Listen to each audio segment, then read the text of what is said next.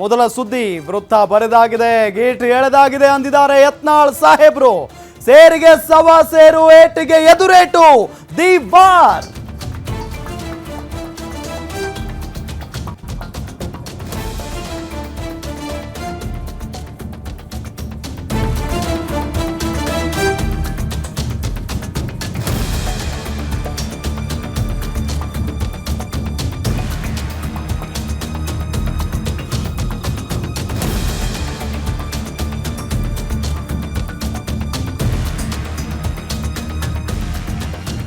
ವಿಜಯದಶಮಿ ಬಳಿಕ ಯತ್ನಾಳ್ ಹೊಸ ಪಕ್ಷ ಸ್ಥಾಪನೆ ಮಾಡ್ತಾರ? ಹಾಗಾದ್ರೆ ಬಿಜೆಪಿಗೆ ಪರ್ಯಾಯ ಪಕ್ಷ ಕಟ್ಟಲು ಮೆಗಾ ಪ್ಲಾನ್ ನಡೀತಾ ಇದೆ.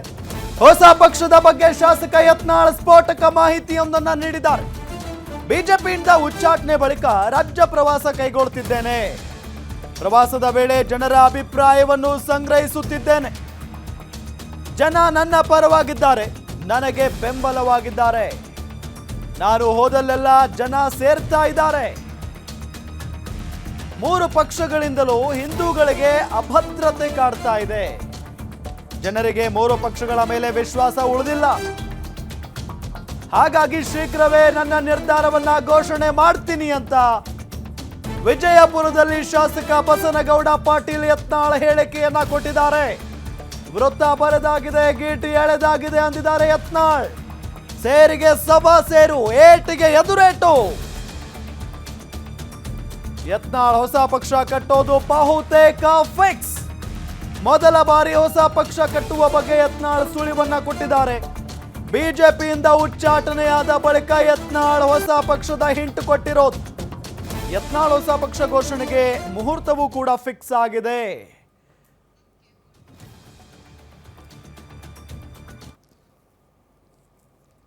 ಒಂದು ಯಾತ್ರೆ, ಕುಟುಂಬ ವರ್ಗದ ವೈಭೀಕರಣ ಎಲ್ಲ ಕಡೆ ವಿಫಲ ಆಗಿದೆ. ವಿಜಯೇಂದ್ರ ತನ್ನ ಹಿಂದೆ 60 ಗಾಡಿಗಳು ತೊಗೊಂಡು ಹೋಗ್ತಾ ಇದ್ದಾನೆ. 60. ನಿನ್ನೆ ದಾವಣಗೆರೆಯಲ್ಲಿ 60 ವಾಹನ. ಎಲ್ಲಿದಿಂದಂದ್ರೆ ಅವ್ರು ಮಂಡ್ಯ, ಬೆಂಗಳೂರು ಮಹಾನಗರ ಪಾಲಿಕೆ ಚುನಾವಣೆ ಆಗೋದಿದೆ, ನಿಮಗೆ ಟಿಕೆಟ್ ಕೊಡ್ತೀವಿ, ನಿಮ್ಗೆ ಕೊಡ್ತೀವಿ ಅಂತೇಳಿ 2 ವಾಹನ ಮಾಡ್ಕೊಂಡು ಬರೋಕಂಥೇಳಿ ಪಾಪ ಎಲ್ಲಿನೂ 1,000ಕ್ಕಿಂತ ಹೆಚ್ಚು ಜನ ಎಲ್ಲೂ ಸೇರೇ ಇಲ್ಲ. ಬಿಜಾಪುರ್ನಲ್ಲಿ ಭಾಳ ತಮ್ಮ ಬೆನ್ನು ಚಪ್ಪಿಸ್ಕೊಂಡಾರ ಪ್ರೆಸ್ ಮೀಟ್ ಮಾಡಿ. ಎಷ್ಟು ಜನ ಇದ್ದರು? ಇಡೀ ದರ್ಬಾರ್ ಹೈಸ್ಕೂಲ್ ಗ್ರೌಂಡದ ಕೆಪಾಸಿಟಿ ಕುರ್ಚಿ ಕೂಡ್ಸಿದ್ರೆ 5,000. ಅದ್ರ 25% ಕುರ್ಚಿಗೂ ಇಟ್ಟಿದ್ದಿಲ್ಲ. ಅದ್ರಾಗೂ ವಿಜೇಂದ್ರ ಭಾಷಣ ಮಾಡೋದಾಗ ಜನನೇ ಇಲ್ಲ, ಖಾಲಿ ಆಗೈತಿ. ಮತ್ತು ಆಲ್ಕೋಹಾಲ್ ಕುಡಿಲಕ್ಕೆ ಕಾರ್ಯಕರ್ತರು ಜನರಿಗೆ ಹೋಗುತ್ತೆ ಹೇಳೋದ ಮೇಲೆ ಪಾರ್ಟಿ ಯಾವ ಕಡೆ ಹೋಗ್ತಾ ಇದೆ. ಕೇವಲ ನಾನು ಉಚ್ಚಾಟನೆ ನಂತರ ಗಮನಿಸ್ತಾ ಇದ್ದೀವಿ. ಇದು ಯತ್ನಾಳ್ ಸಾಹೇಬ್ರ ಮಾತು. ಎಲ್ಲೋ ಒಂದ್ ಕಡೆ ಉಚ್ಚಾಟನೆ ಆದ ನಂತರ ಯತ್ನಾಳ್ ಅವರ ಮುಂದಿನ ನಡೆ ಏನು ಅನ್ನೋ ನಿಟ್ಟಿನಲ್ಲಿ ಸಹಜವಾದಂಥ ಒಂದು ಪ್ರಶ್ನೆ ಓಡಾಡ್ತಾನೆ ಇತ್ತು. ಎಲ್ಲ ಯತ್ನಾಳ್ ಅವರನ್ನ ಮತ್ತೆ ಬಿಜೆಪಿಗೆ ಸೇರಿಸಿಕೊಳ್ತಾರೆ ಕೆಲವು ದಿನಗಳ ನಂತರ ಅಂತ ಹೇಳಲಾಗ್ತಾ ಇತ್ತು. ಅದಾದ ನಂತರ ಯತ್ನಾಳ್ ಅವರು ಉಚ್ಚಾಟನೆ ಆದ ನಂತರ ಇಲ್ಲ, ಮತ್ತೆ ಅವರು ಬಿಜೆಪಿಗೆ ಬರೋದಿಲ್ಲ, ಹೊಸ ಪಕ್ಷ ಸ್ಥಾಪನೆ ಮಾಡ್ತಾರೆ ಅಂತ ಕೂಡ ಹೇಳಲಾಗ್ತಾ ಇತ್ತು. ಈಗ ಸ್ವತಃ ಯತ್ನಾಳ್ ಅವರೇ ಈ ವಿಚಾರಕ್ಕೆ ಸಂಬಂಧಪಟ್ಟಂತೆ ಒಂದು ಕ್ಲಾರಿಟಿ ಕೊಡುವಂತ ಪ್ರಯತ್ನವನ್ನ ಪಟ್ಟಿದ್ದಾರೆ. ಹೊಸ ಪಕ್ಷ ಸ್ಥಾಪನೆ ಮಾಡುವ ನಿಟ್ಟಿನಲ್ಲಿ ಒಂದು ಹೇಳಿಕೆಯನ್ನ ಕೊಟ್ಟಿರೋದನ್ನ ನಾವು ಗಮನಿಸ್ತಾ ಇದ್ದೀವಿ. ಜನ ನನ್ನ ಪರವಾಗಿದ್ದಾರೆ, ನನಗೆ ಬೆಂಬಲವಾಗಿ ನಿಂತ್ಕೊಂಡಿದ್ದಾರೆ, ನಾನು ಎಲ್ಲೆಲ್ಲಿ ಹೋಗ್ತೀನೋ ಅಲ್ಲೆಲ್ಲ ನನ್ನ ಜೊತೆಗೆ ಜನ ನಿಲ್ತಾ ಇದ್ದಾರೆ. 3 ಪಕ್ಷಗಳಿಂದಲೂ ಕೂಡ ಹಿಂದೂಗಳಿಗೆ ಅಭದ್ರತೆ ಕಾಡ್ತಾ ಇದೆ. ಹಾಗಾಗಿ ಜನರಿಗೆ 3 ಪಕ್ಷಗಳ ಮೇಲೆ ವಿಶ್ವಾಸ ಉಳಿದಿಲ್ಲ ಅನ್ನೋ ನಿಟ್ಟಿನಲ್ಲಿ ಮಾತನಾಡಿದ್ದಾರೆ. ಹಾಗಾಗಿ ಶೀಘ್ರವೇ ನನ್ನ ನಿರ್ಧಾರವನ್ನ ಘೋಷಣೆ ಮಾಡ್ತೀನಿ ಅಂತ ಹೇಳಿ ಹೇಳಿಕೆಯನ್ನ ಕೊಟ್ಟಿದ್ದಾರೆ. ಇದು ಗಮನಿಸಬೇಕಾದಂಥ ವಿಚಾರ. ನಾನು ಹೋದಲ್ಲೆಲ್ಲ ಜನ ಸೇರ್ತಾ ಇದ್ದಾರೆ.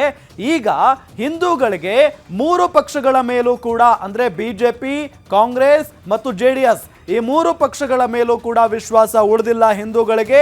ಹಾಗಾಗಿನೇ ಶೀಘ್ರವೇ ನಾನು ಒಂದು ನಿರ್ಧಾರವನ್ನ ಪ್ರಕಟಿಸಲಿದ್ದೇನೆ ಅನ್ನೋ ನಿಟ್ಟಿನಲ್ಲಿ ಹೇಳಿಕೆ ಕೊಡೋ ಮುಖೇನ ಈ ರೀತಿಯಾದಂಥ ಹೊಸ ಪಕ್ಷ ಕಟ್ಟುವ ನಿಟ್ಟಿನಲ್ಲಿ ಒಂದು ಹಿಂಟ್ ಕೊಟ್ಟಿದ್ದಾರೆ ಬಸನಗೌಡ ಪಾಟೀಲ್ ಯತ್ನಾಳ್.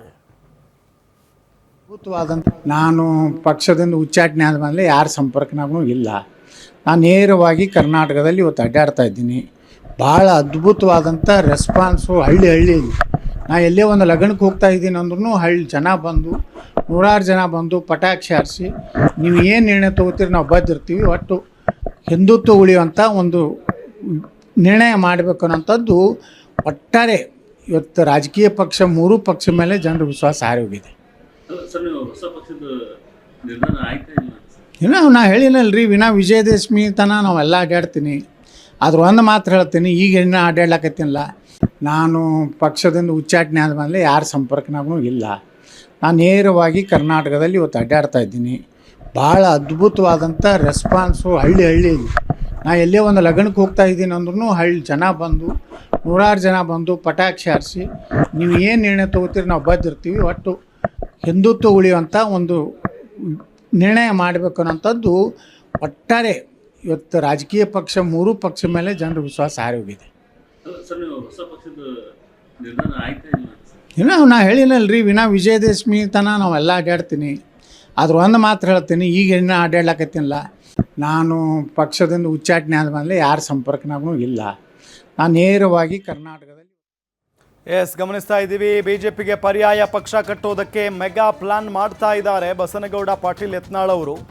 ಒಂದು ಕಡೆ ಬಿಜೆಪಿ ಪಕ್ಷದಲ್ಲೇ ಇದ್ಕೊಂಡು ಹಿಂದುತ್ವ ಸಿದ್ಧಾಂತದ ಅಡಿ ಏನು ಇಷ್ಟು ವರ್ಷಗಳ ಕಾಲ ರಾಜಕಾರಣವನ್ನು ಮಾಡ್ಕೊಂಡ್ಬಂದ್ರಲ್ಲ ಯತ್ನಾಳ್, ಪದೇ ಪದೇ BS ಯಡಿಯೂರಪ್ಪ, BY ವಿಜಯೇಂದ್ರ ಅವರ ವಿರುದ್ಧ ಹರಿಹಾಯ್ತಾನೆ ಬರ್ತಾ ಇದ್ರು.